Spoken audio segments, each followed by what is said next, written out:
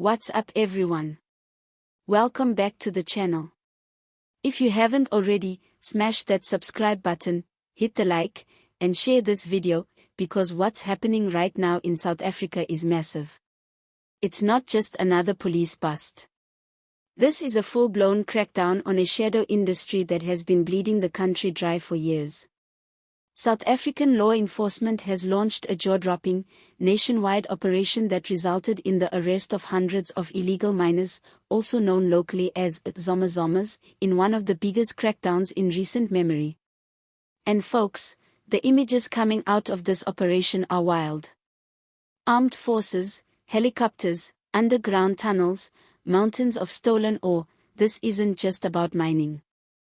This is about crime, corruption, survival, and the deep-rooted chaos bubbling beneath the country's economic surface. The raids took place across several provinces, but the epicenter of the operation was Gauteng, where illegal mining has turned parts of the province into lawless zones. These aren't small-time diggers with pickaxes and shovels. We're talking about heavily armed syndicates, operating with military precision, smuggling tons of gold, chrome, and other precious minerals right under the government's nose. For years, communities living near abandoned mines have complained about the constant gunfire, collapsing shafts, toxic chemicals, and violent territorial wars between rival Zoma groups. And for years, the authorities have responded with silence, or at best, sporadic raids that never lasted long enough to make a dent. But this time, something has shifted. This time, the government came in heavy. Joint forces involving the South African Police Service, SAPS, the Hawks, the National Intervention Unit, and the military descended like a storm. Dozens of illegal mining sites were raided simultaneously. Machinery was seized. Weapons were confiscated. And most critically, hundreds of undocumented foreign nationals believed to be operating in these syndicates were taken into custody. And let's not sugarcoat it, this is where the operation turns political, because the majority of those arrested are migrants from neighboring countries like Zimbabwe, Lesotho, and Mozambique. And that has reopened a fierce debate about borders, immigration, and xenophobia in South Africa. For some political parties, the arrests were a vindication of everything they've been saying. The Patriotic Alliance and Action SA quickly praised the operation, calling it long overdue and insisting that illegal immigration and mining are twin cancers feeding corruption and crime in the country. Operation Dugula activists were quick to mobilize online, sharing footage of the arrests and warning that this is only the beginning. The message is clear. There is a growing portion of the population that sees illegal miners not just as criminals, but as invaders. And in a country where jobs are scarce and inequality is brutal, that sentiment is gaining serious traction. But on the other side of the political fence, human rights groups are sounding the alarm. They argue that while illegal mining is indeed a crisis, the people at the bottom, those actually digging for scraps underground, are often victims themselves.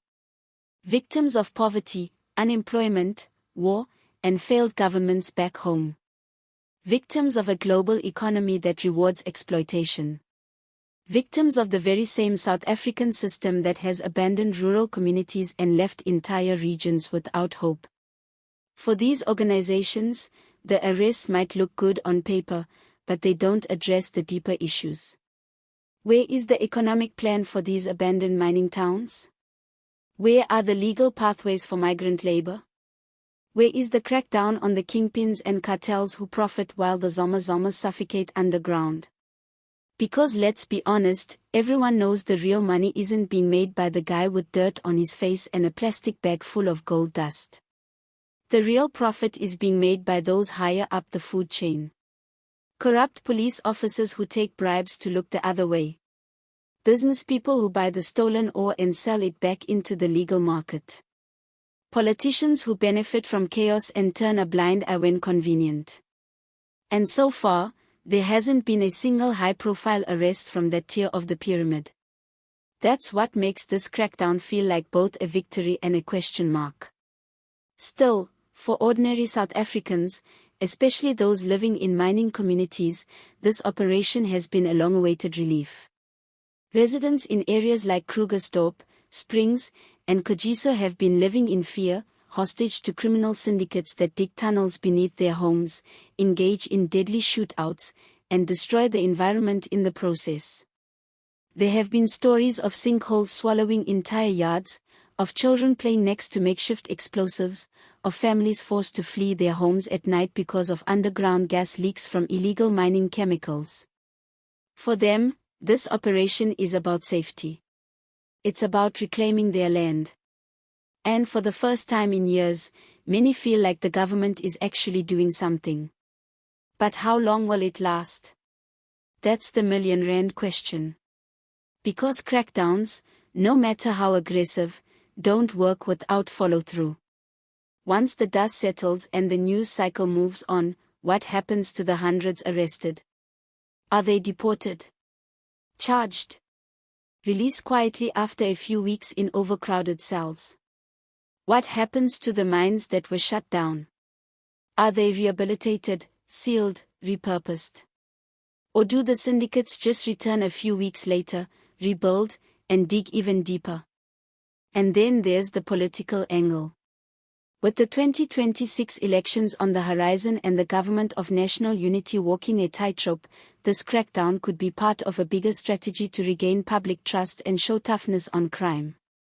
President Cyril Ramaphosa's administration has faced relentless criticism for being too soft on lawlessness and corruption. This operation might be his way of sending a message, not just to criminals, but to voters, that the state is still in control. But control isn't about raiding mines, it's about governing them. It's about having a long-term plan to revive mining towns, regulate small-scale mining, and turn this chaos into an opportunity for jobs and legal growth. So, where does that leave us? On the one hand, hundreds of illegal miners are behind bars, and communities are breathing a sigh of relief. On the other hand, the root causes of illegal mining, poverty, migration, corruption, and a failing economy, remain very much alive. The Zama crisis is far from over.